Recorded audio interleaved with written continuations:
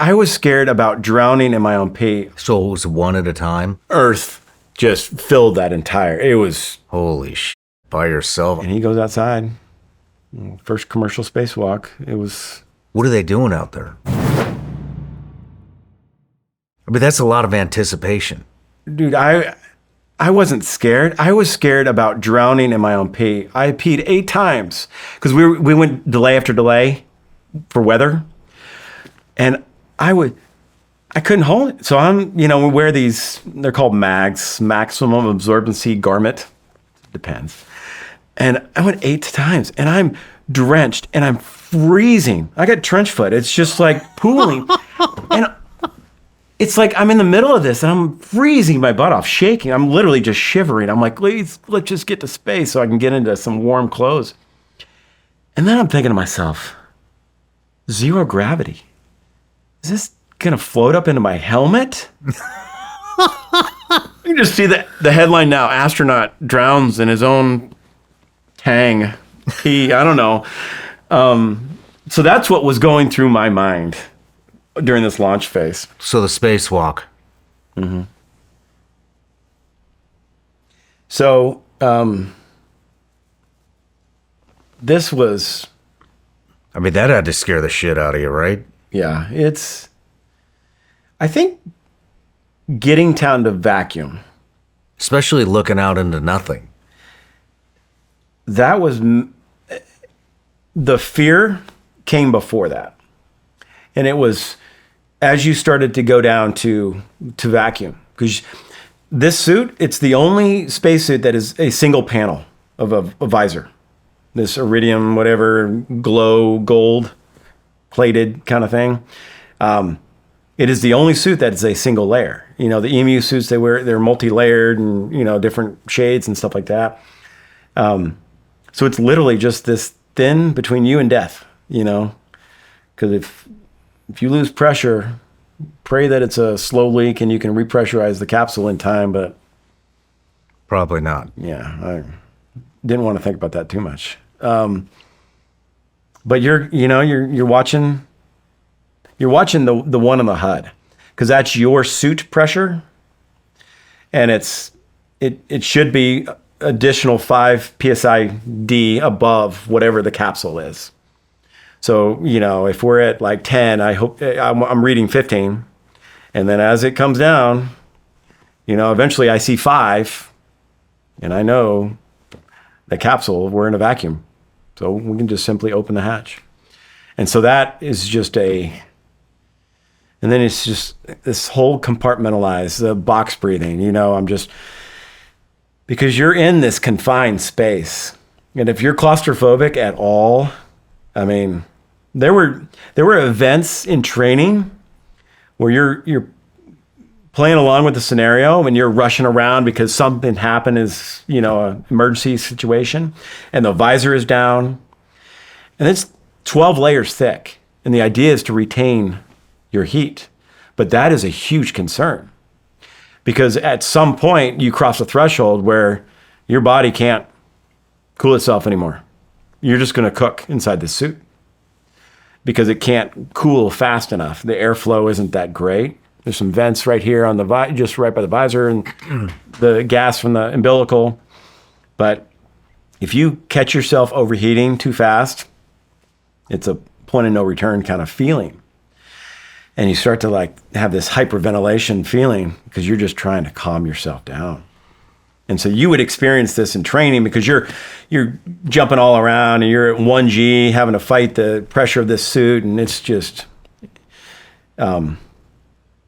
so it's almost like that meditative state you had to get into for this spacewalk, because of you did not want to ever get yourself anywhere near. I never did, especially where I was sitting and what I did, my role during the spacewalk, because I stayed in my seat. So we only had enough gas to send 2 astronauts out 15-minute increments. That's all we had. But technically, the hatch, it's literally right there. I mean, space is right there. I just didn't get to stick my head out. Wanted to, but I'm locked in my seatbelt. And same with Anna. And then Jared and Sarah were the ones that in the middle seats did the swap. So it was one at a time? One at a time. That's all it fits because you're pressurized. So the volume in the capsule, when you're pressurized, especially Jared's not a small human. He's 6'something", 6'2", or 6'1", I don't know what it is. But he takes up a lot of that volume. You know, I'm just a widow guy. I'm over my side, and Anna's over her side, and Sarah's small. So enough room for him to get up, do his thing, 15 minutes, did some mobility testing out there. Outside. Mm-hmm. Holy shit! By yourself? I thought you'd have a buddy or something. Yeah, you have a Kevlar cord for tether, and then you have the umbilical. So it's and then I guess I could grab him if I had to. What are they doing out there? Mobility tests. He got a beautiful view. So as soon as he opened the hatch, well, we actually had an issue with the hatch opening. I can talk about, but as soon as he got the hatch open, man, Earth just filled that entire. It was unbelievable. And I got a great view of it, and Jared got a great view. About halfway through his window, sunset happened.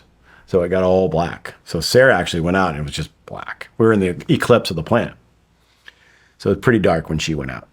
There's ambient light from the capsule and there's lights up there, and she's got a light on her visor. But it's or camera.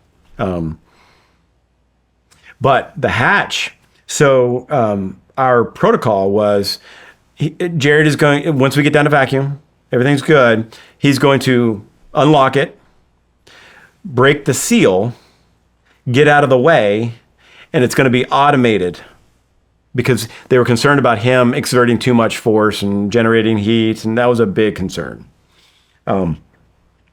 Well, as soon as he unlocked and broke the seal, it would automatically close on its own. Come to find out, the residual pressure from our suits was forcing the hatch to close. So he would open a little bit more, but it wasn't enough. Finally, again, based on the training that we went through and the rehearsals and these scenarios, it was meant for it. Our backup game plan was just to do a manual. Jared's just going to open the hatch. So that was the first issue. The only issue that we had was he had to default to a manual hatch opening, which was kind of cool. And so he opens it, and there's Earth. And he goes outside. First commercial spacewalk. It was wow. It was surreal. And a lot of people, there were a lot of doubters out there. Social media is an evil thing, but a lot of people doubted what we were doing, what SpaceX was able to accomplish. I'm sure Elon gets it constantly. I mean, just starting the rocket business and doing boosters, landing on, on drone ships, and now catching boosters with chopsticks. It's not a matter of if, it's just when. When are we going to accomplish all these things? No matter where you're watching Shawn Ryan Show from, if you get anything out of this, please like, comment, subscribe, and most importantly, share this everywhere you possibly can. And if you're feeling extra generous, please leave us a review on Apple and Spotify podcasts.